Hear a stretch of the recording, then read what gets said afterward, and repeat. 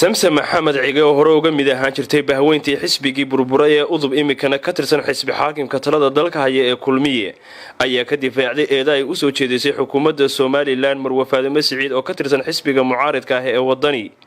waxaanay Marwo samsam maxamed cige xaal ka bixisay hadalkaasi ka soo yeedhay Faadimo Siciid oo ka tirsan xisbigaasi mucaaridka ah ee wadani waa madaxweynahaagi marka koowaad waxa weeyaan seediga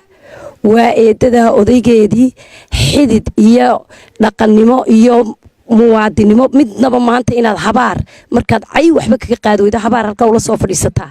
horta waxaanu leenahay habaar waa dibadda ku odhan mayna isla hel laakiin waxaan leeyahay habaar waa dibadda Faadimo qofka ugu mudan xaalka bixinaya waana hoo madaxweynaha jamhuuriyadda Soomaaliland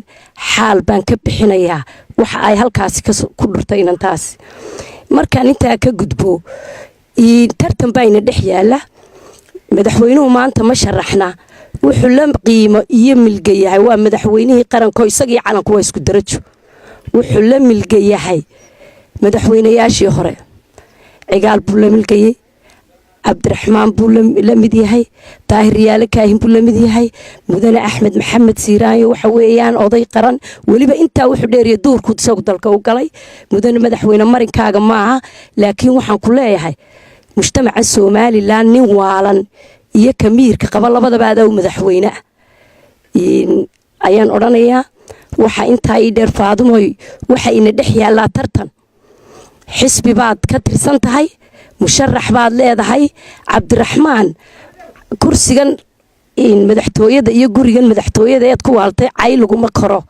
wallaahi billaahi tallaahi cay inaan lagu korin waxa lagu koraa campaign iyo siyaasad hufan ayaa lagu koraa iyo akhlaaqad oo dadka lagu kasbadaa waxaad ka erida mooyo waxba saarimays anigu waxaan garwadeen u ahay Muuse Biixi Cabdi waa musharaxayga isagaan anigu dhisayaa dadka waxaan wax ugu doonayaa cod wanaagsan ixtiraam soo dhaweyn ayaan ugu doonayaa waan heli karaynaa inaan anagu cabdiraxmaan cayna laakiin caydiisu waxba Muuse ugu heli maayo haddaad wuxuu hayso cabdiraxmaan car boqol qof codkood Faadimo u keen